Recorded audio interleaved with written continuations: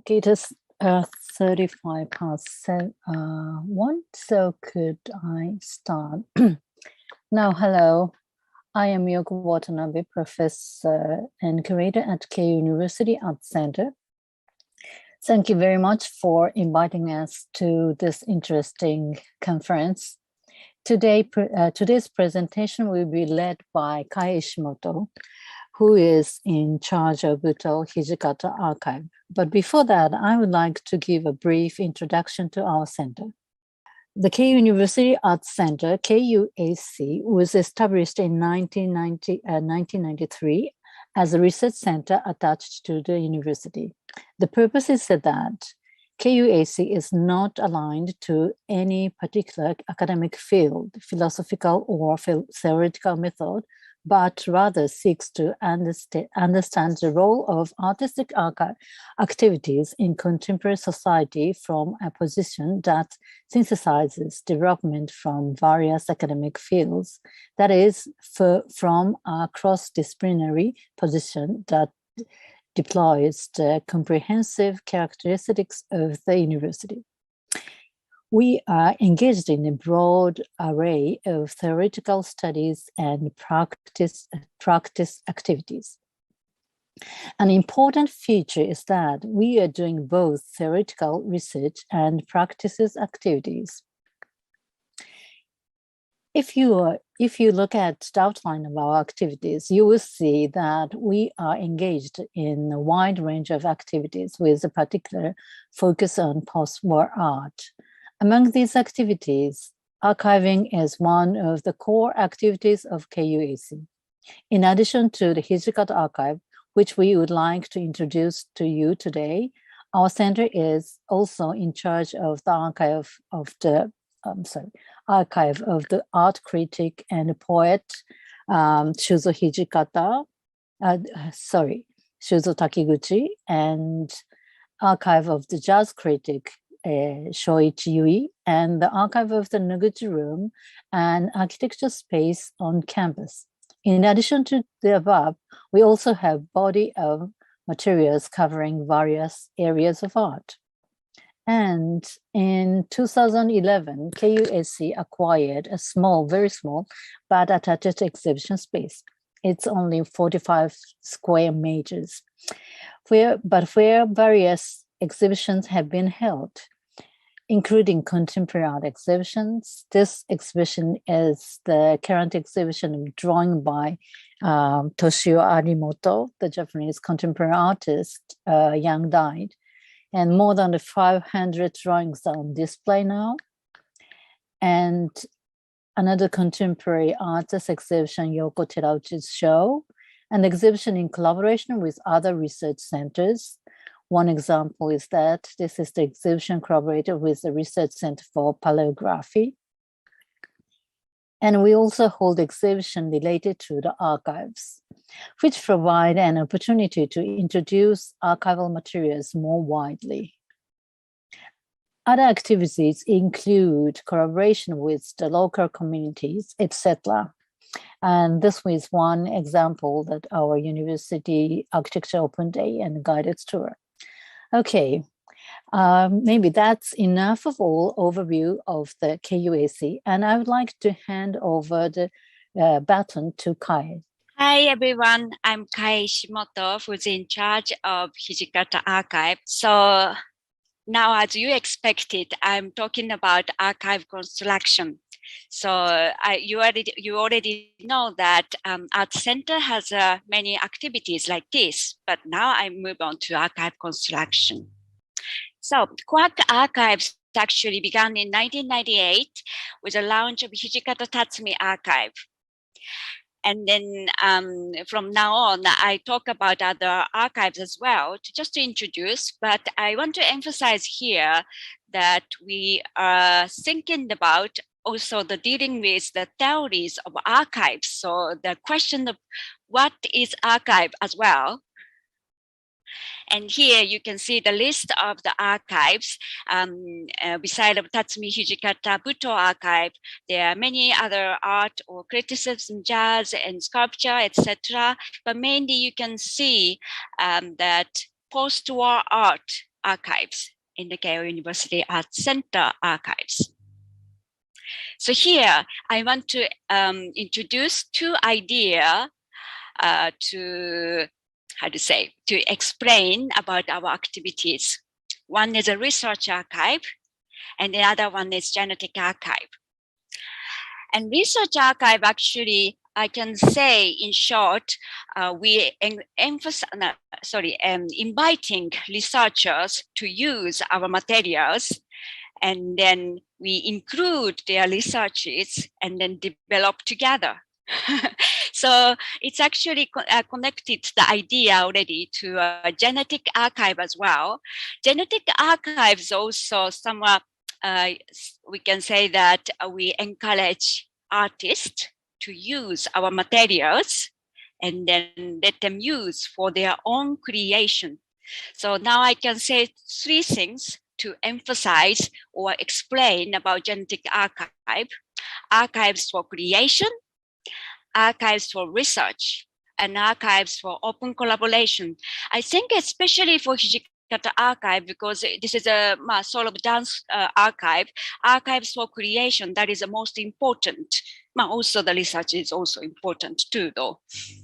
Here I want to say that we think about archive as a place where documents can reveal aspects of the artist's viewpoint as well as the artist's life more generally. So I want to say that we are focusing on the process of creation rather than completed work.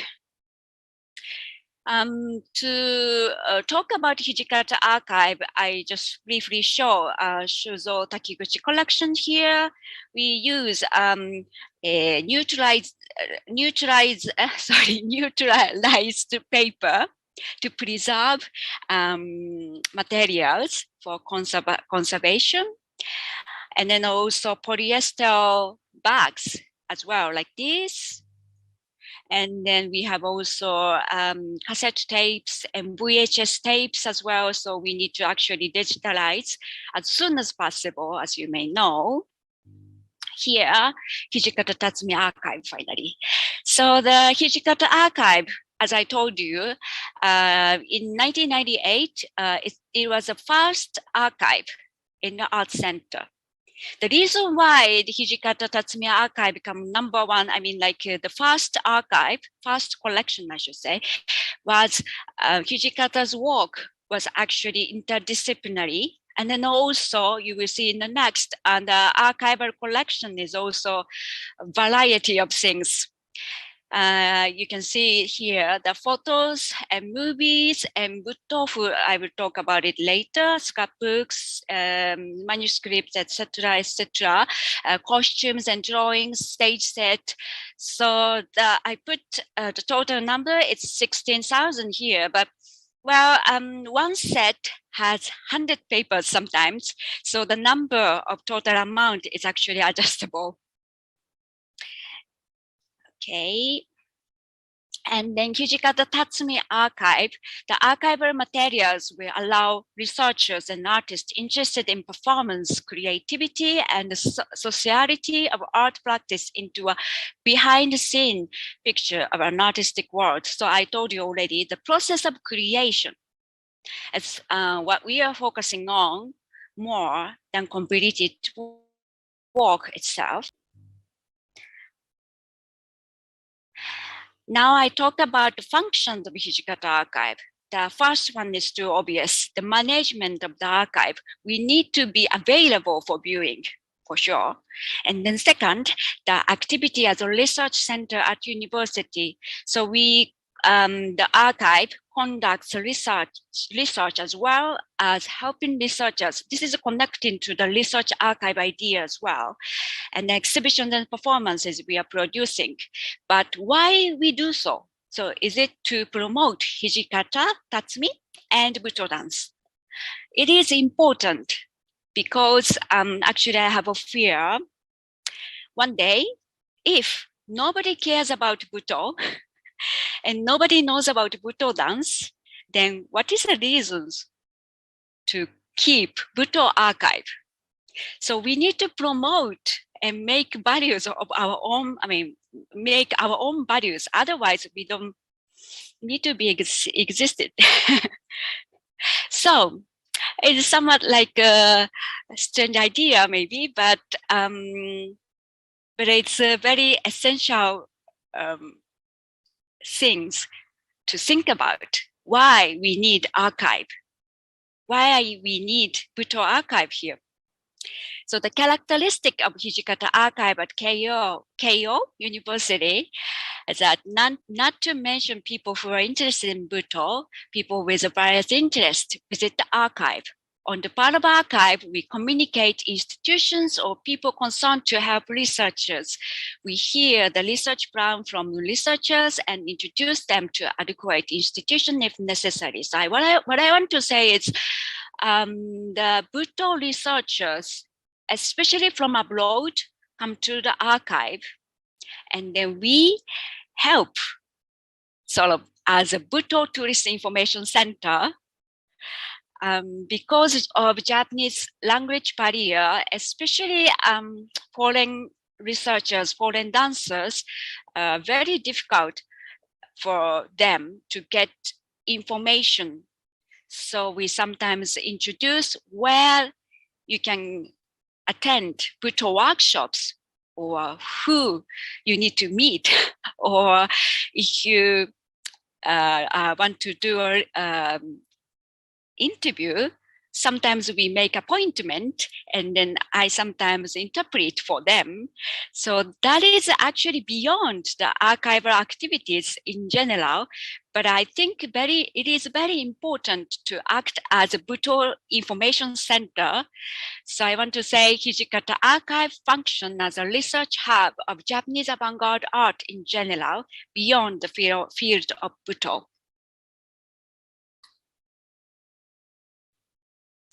So the mission is actually sort of repeating again, but mission of the art center is to preserve the life of materials in the cultural environment in which founding tends to support the preservation of more established and traditional art forms. So I want to say again, like process of creation we are focusing on. And also, Hijikata Archive at Keio also functions as a connecting point for researchers, dancers, artists who are interested in Butoh and Japanese art in the 1960s. So, Butoh Research Hub, that's also very important, I think, to encourage researchers. And then that's connecting to what I said already, to create our own value to exist. So I'm running out the time a bit, but I shortly introduce what we put in thewebsite. You can see the scrapbooks and the list, and then also posters here, and then some lists. These are available on our website.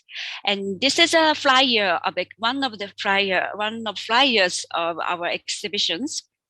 And then this is one of many examples.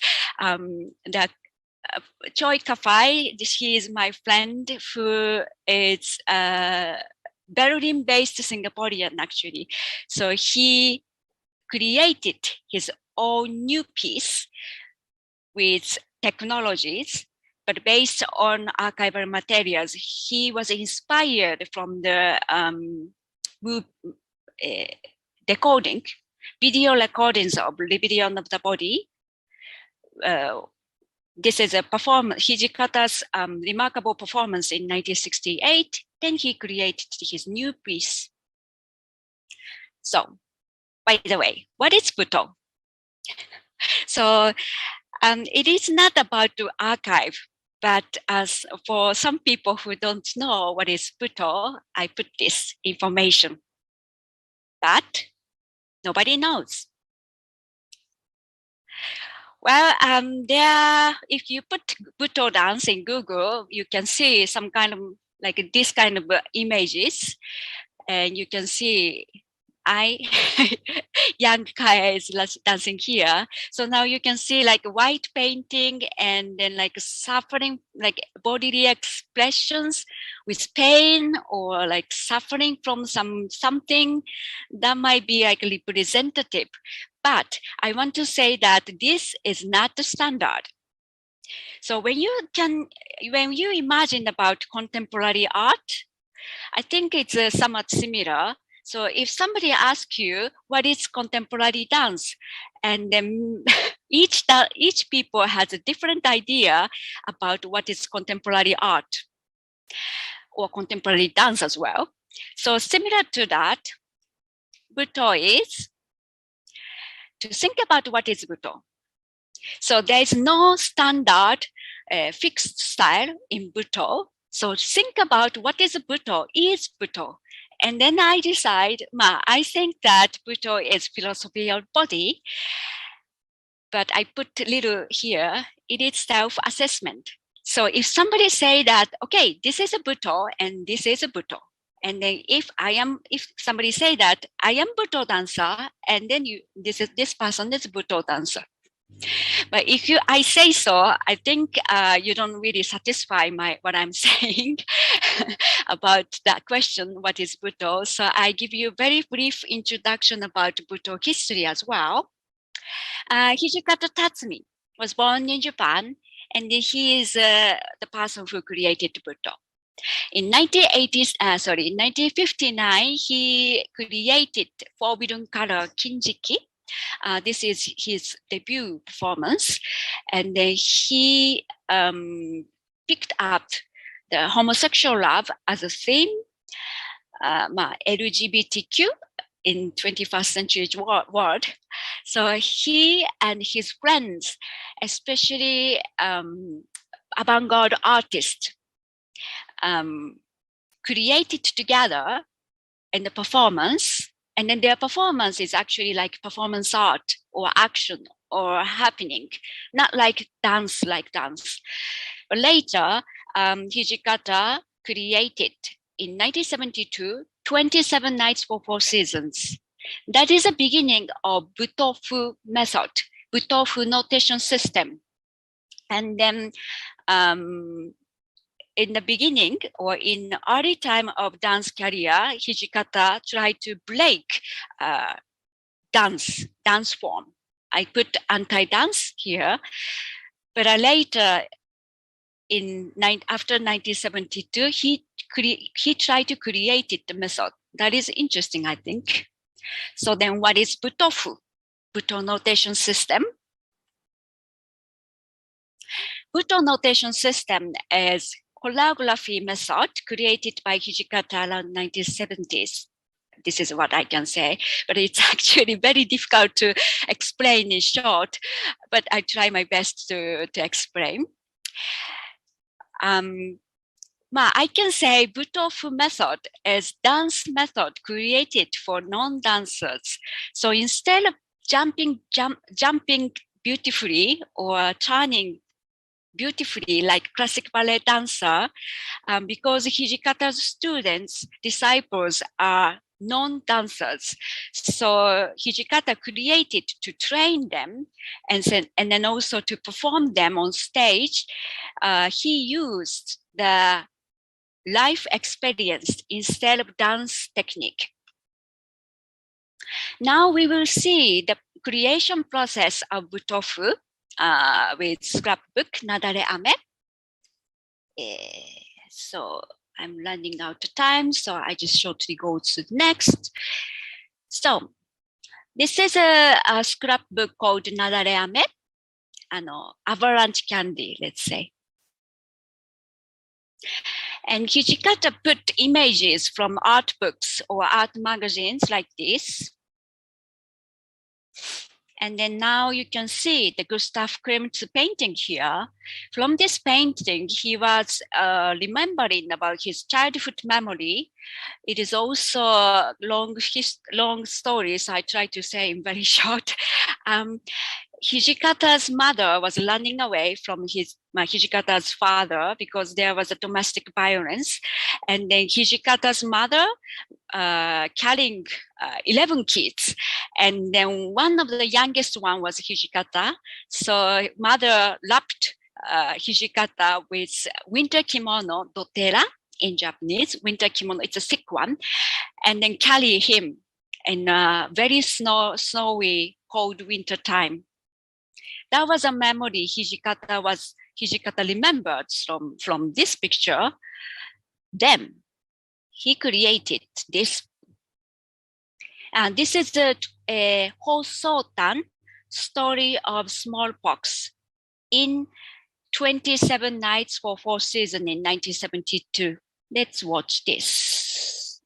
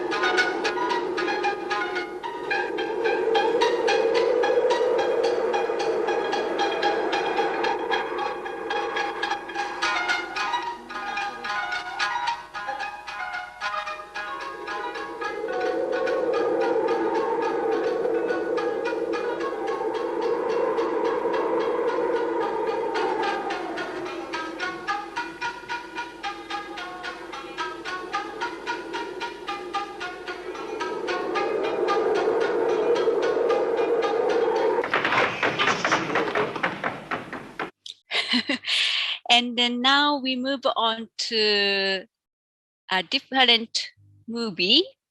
So now you saw the actual performance in 1972, but now we will see the movement with choreographic word. At the time, one of Hijikata's dancers, Waguri Yukio, recorded Hijikata's words and compiled them into what he termed Butoh notation. At the Hijikata archive, we had Waguri perform the movements found in this notation and recorded him on video.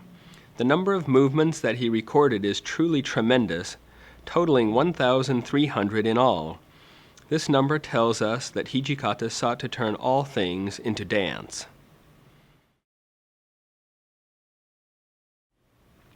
In this section, let's look at movements which were born from the feelings and neural sensations of the dancers. In the previous section, we introduced movements that were discovered using Francis Bacon's paintings as a reference, but these movements were born from contact with the paintings of Henri Michaud. In recreating the movement ink pot, let's listen to Waguri's description of his Butoh notation.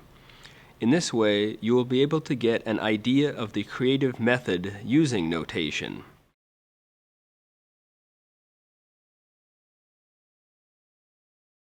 Ink pot.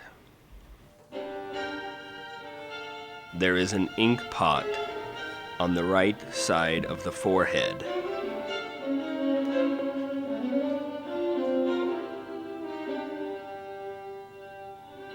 It breaks and ink splashes out. Trace the tracks of the dripping ink. It drips down the temple and the cheek, and then passes the twitching at the side of the mouth and ends at the neck. Quickly grasp the neural feeling that comes from the back and up to the nape of the neck.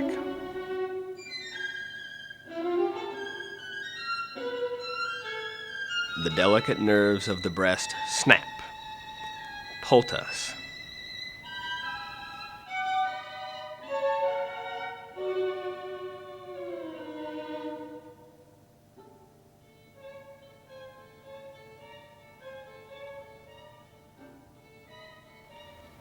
The person without nerves walks. Okay. Well, I'm running out of time, but I say something stupid. Recently, I started to work as a businessman, so my living situation is quite changed, and I used to be a dancer, by the way. So then recently I was watching the Winter Olympics, and then I found, or I amused that the Olympic motto is faster and higher and stronger and together, right? And then if we do opposite, slower and lower and weaker, and it becomes Butoh dance. So I was so amused about that. Sorry, it was just a stupid joke. So I start from here, play from current script. Okay. So what we saw is actually the part of research project called Movement Archive. So the archive asked Yukio Waguri, actually he is my teacher, dance teacher, Moe Yamamoto and Saga Kobayashi, Hijikata's disciples, to demonstrate Butoh dance, my Butoh notation system. And then the archive recorded all of them. For example, Waguri Yukio has 1,300 movements from Hijikata Tatsumi, but we recorded each of them. But here we actually have to deal with the question, how to preserve the process of creation. So I already emphasized that we are focusing on the process of creation. But what do we need to preserve to know the creation? Actually, this is a very important but difficult questions to deal with. So recording process is not an easy process. And then one idea is actually here, my teacher Yukio Waguri created a website. Well, if I say honestly or exactly, he produced CD-ROM in 1998, and then he put it in DVD-R. But because of the technology development, nobody can't open anymore. So after my teacher's death, it is not actually Hijikata Archives work, but I'm introducing because I am a committee member. So we produced, recreated as a website version. So the one way of record the notation is like this. So we make a list, and then if you click this, and you can see the demonstration. But is it really the only way for record those notation? We don't have an answer yet. The other, maybe one of the answer we can think of is to record how teacher teach to students. So luckily in the Movement Archive project, the archive recorded my teacher Yukio taught me as a student. So we actually have a video from our e-learning course called Future Learn, but we don't have enough time, so I skip it. But later, maybe. But anyway, so Butoh notation system, Butoh, just to summarize. So inspiration from pictures. And then Hijikata used, instead of dance technique, the emotions and sensations, and then also difficult to control physiology. Instead of dance technique, I already told. So Hijikata say that learn from nature. So actually the nature in this case is not a meaning of mountain or pond. I can say this is a surroundings. So any element in the life is the resource of choreography. This is what Hijikata wanted to say. So I come back to genetic archive. Genetic archive does not involve a static level of classification, but incorporates an elucidation of art's creative processes. Professor Watanabe say that wonderful word to me, creative use of archival materials. That's exactly what we are doing, actually, I think. And object-based learning is important to create an experience. Focusing on the process of creation is also important to being an inspiration of creation. Being active archives, also important to be living archives. In the construction of an archive, it is important not only to preserve materials, but also to establish a system to circulate them and to communicate their importance to an external audience.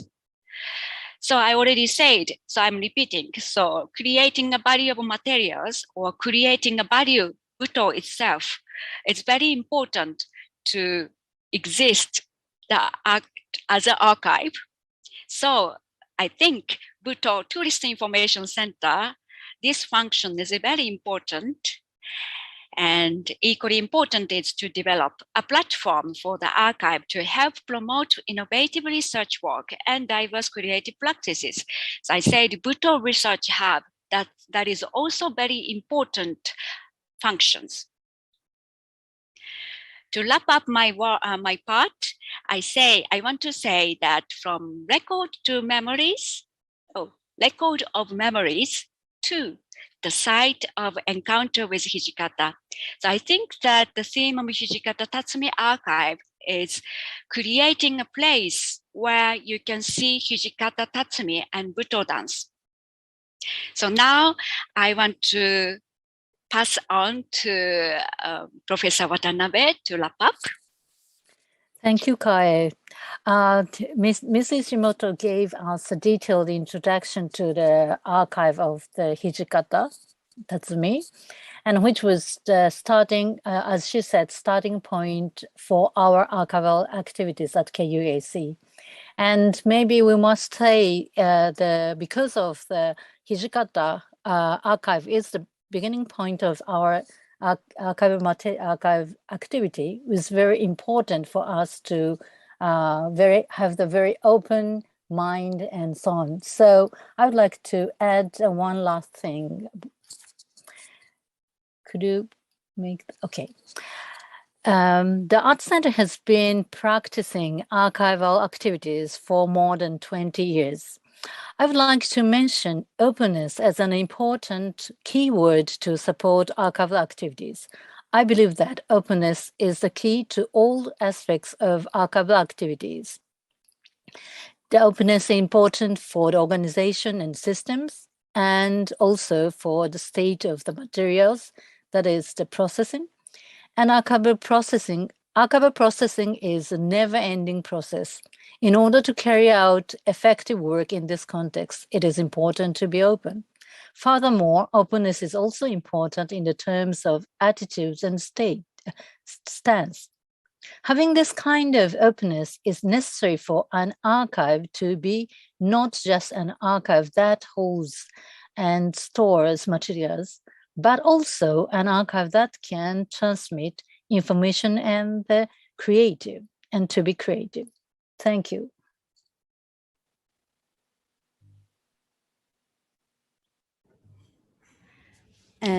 Thank you. And maybe we have still some time. So maybe you can actually show us the video that you mentioned earlier, Kai. So it will be really like visually interesting and like enriching to watch it with you. Sure, let me prepare. So because we have some time, so I will add slightly the background information. But this is not the front page, but Future Learn is an e-learning course, and then Keio University collaborate or co-created together the course called Exploring Japanese Avant-Garde Art through Butoh dance. And then in this page, you can see the art, Butoh dance history, and then also the creation, etc. And then also the stream from abroad and to abroad, in and out.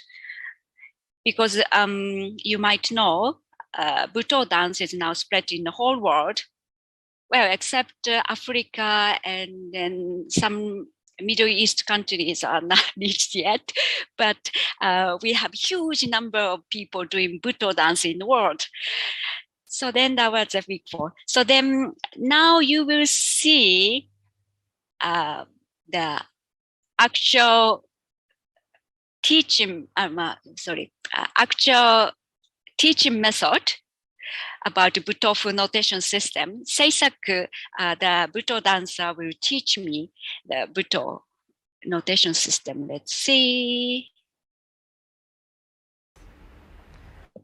Today, today,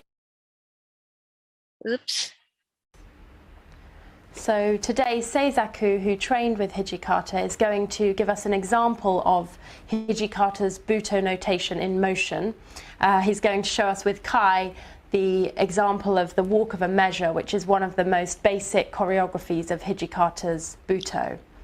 So we've been looking at Hijikata's notation on the page, but in fact this kind of note is a practical tool for a dancer. So these are Seisaku's notes from Hijikata's late workshops. And in fact, the way this language, this notational language is used is in a live exchange between a teacher and a dancer. So we're going to watch Seisaku teach Kai an exercise from Butoh notation, Hijikata's Butoh notation. So Seisaku, please show us. では舞踏で最も基本とされている寸法の歩行というものをやってみます。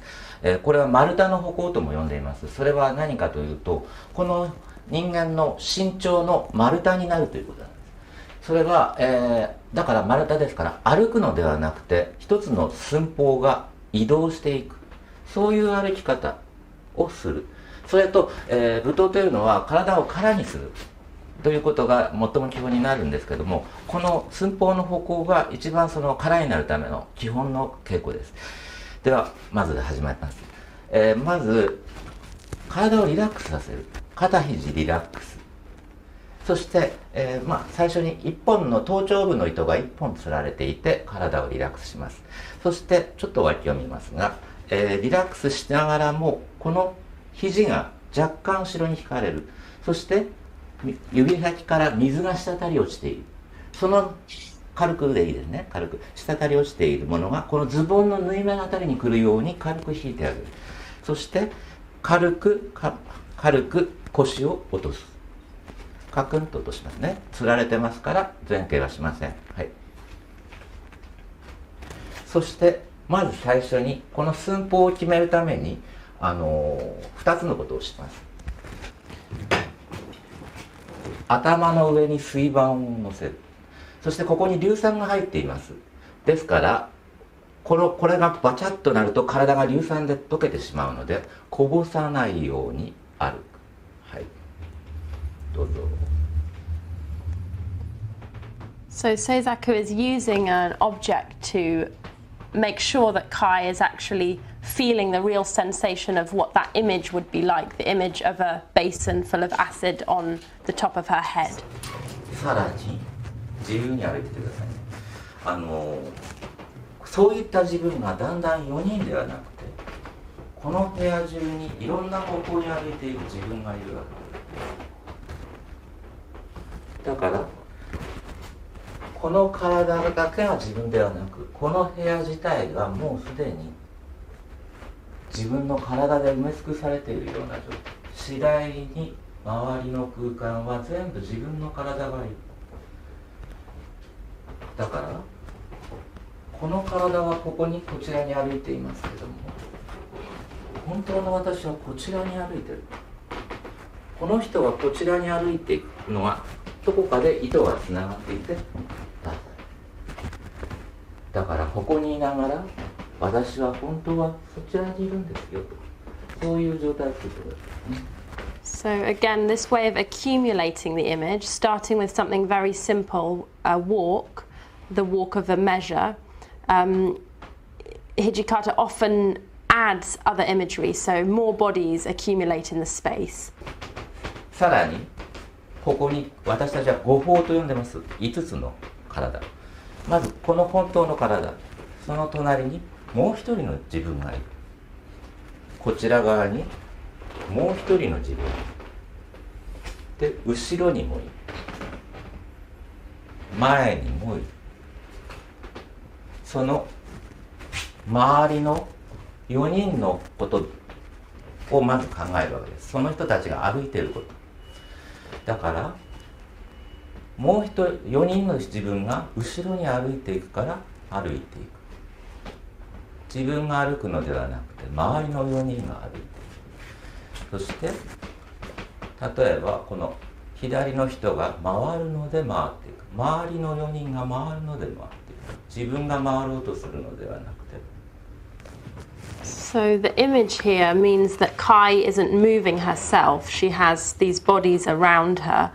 So the imagery is used in fact to mean the dancer doesn't try to move but is moved by something other than themselves. So this is a kind of basic training, this exercise for Butoh, and the end goal in one way is to have an emptied out body, which means that she can then have many different images or movements come into her body. そういうふうに体を入れていくのが武道です。So this kind of way of emptying the body is key to Hijikata's Butoh, and it's in some sense the aim of the Butoh notational language. はい、これで終わりです。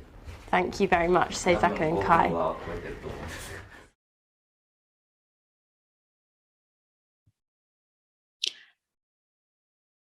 Okay, so it was a long 5 minutes video, but while we are watching the video, we got a question, Yeah. I think. Yes.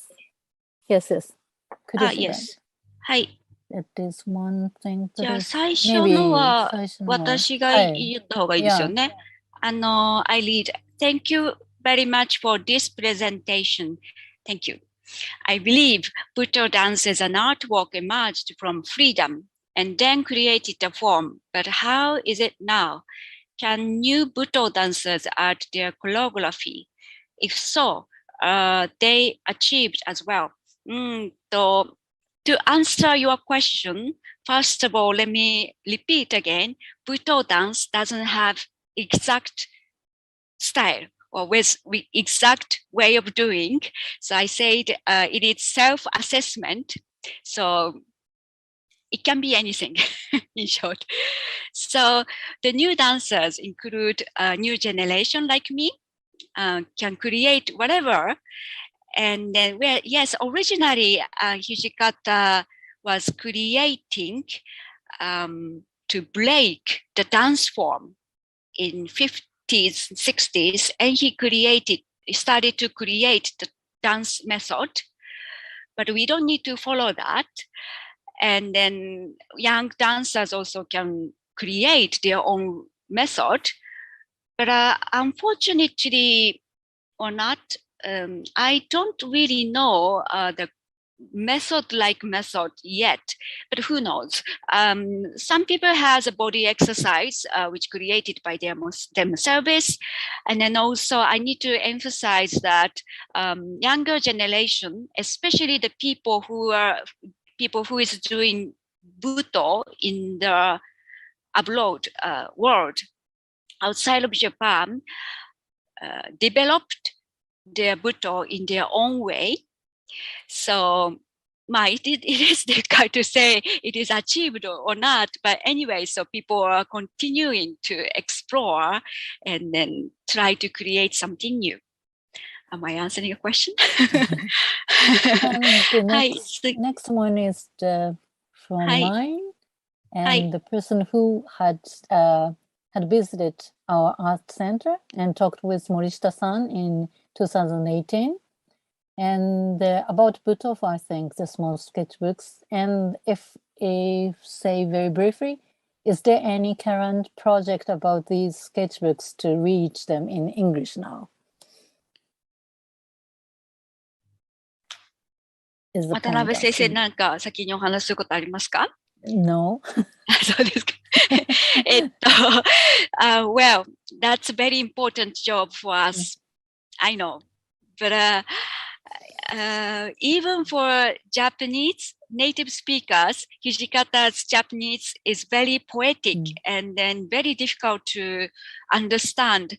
So you can imagine how difficult to translate into English. So we are working on cross fingers. Yeah.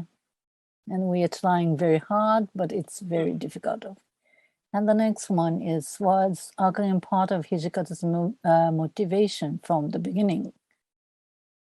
Did he interested in the notation language to be readable to all the Butoh dancers and to non-dancers? It's also connected with the answer what you said.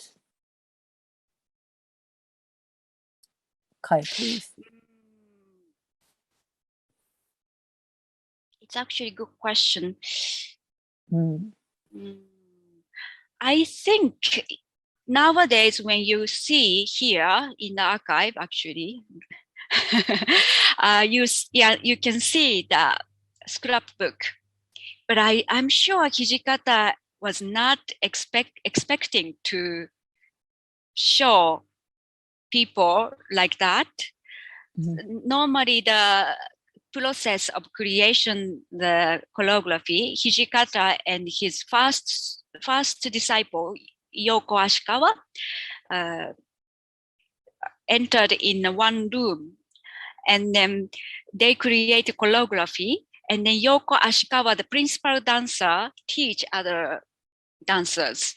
So the actual creation was in a secret. So in that case, to answer your question, Hijikata didn't expect it, but for us, for Butoh dancers, or non-dancers, or even for researchers, it is very interesting and important to know the process of choreography method and what is behind the choreography. So I'm sure this is a very important materials in the archive. 何か付け加えることがありましたら。Or the one thing, it's not my role to ask you the question, but when we are thinking about Butoh, it looks like that Hijikata gave to personal, because we know the Seisaku-san's notebook and also Waguri-san's notebook. So it's sometimes very personally he gave the word and movement. It looks like that. How about that? About Butoh and movement, and he wanted to make it very wide spreading notation, or a very personal one. It is like a secret recipe in the company. Hijikata really didn't expect to spread to the world, but later, after Hijikata's death in 1986, my teacher Yukio Waguri and then one of his Hijikata's disciple Kayo Mikami started to open up the Butoh notation system, and then the Butoh research had started from them then. So it is actually the secret recipe. Okay, thank you. Also, sorry, I want to add for information for the second question. Even though we are working on the English translation yet, all scanned pages are available in the website. So when you visit our website, you can see the artistic image, all images of 16 scrapbooks. Yeah, there's another question. Exploring Japanese.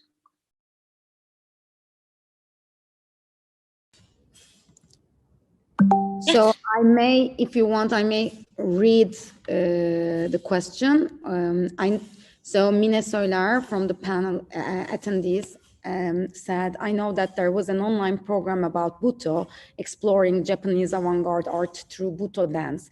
It was a nice opportunity to see archival materials and work with them. So is this website still open, she asks. Yeah.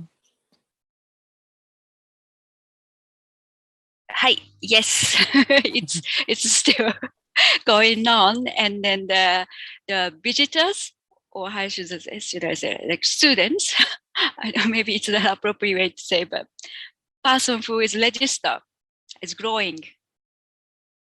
108でしたっけ? I don't remember the number of the country exactly, but I think over 108 countries. Am I right?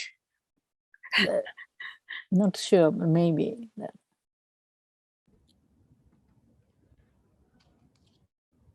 So thank you so much for introducing us to Hijikata Archive. I'm pretty sure most of us actually we were not familiar with the archives, like the several archives that your art center has been, working on. But we actually, Rebecca Gordon has another question, I guess. Okay. So could you say something more about the inspiration of some paintings on the choreography notation? I think you mentioned Bacon. Yeah. One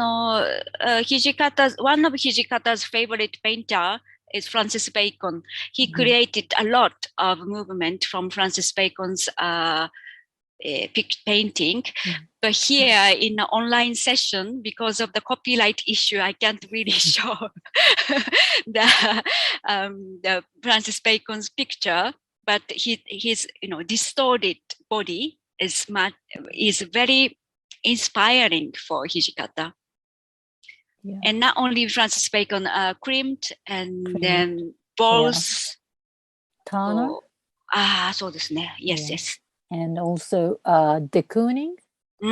Yes. De Kooning. And so maybe some paintings are just describing the original viewpoint of the body, like a Klimt, de Kooning, Francis Bacon, and also like a Turner is like we can see there's some energy in the painting and so on, I think. But surely Bacon is Hijikata's very favorite painter. In this meaning, actually, it is nice to be in this archive because I am a dancer, so I know the movement. But for example, Professor Watanabe and my colleagues, like a specialist of painters or art, so I can get a consultation to know who is the painter of this painting, etc. Do you understand me?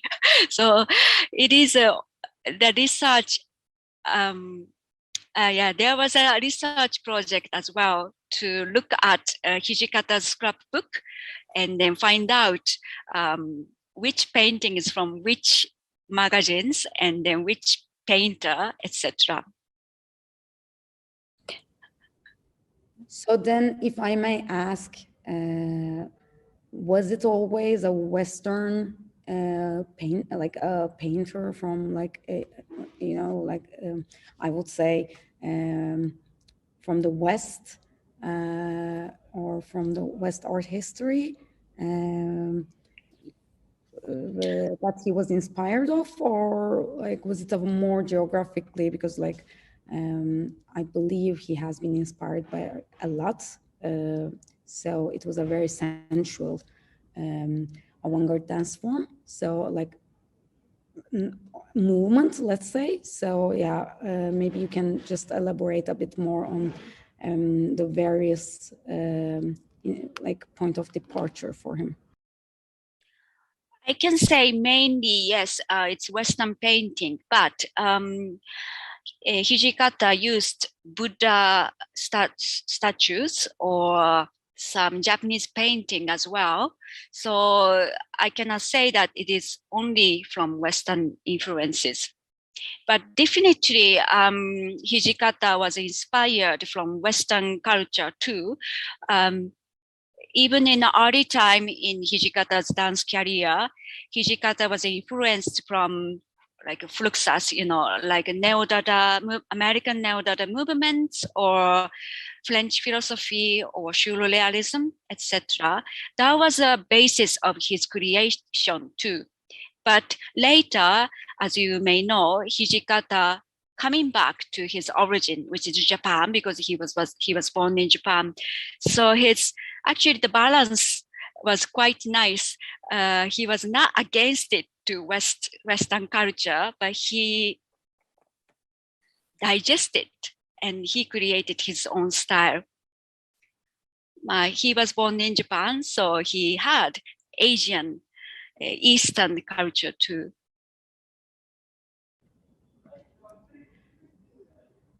Thank you so much. So thank you, Professor Watanabe. Thank you, Kae, Thank you. for your presentation.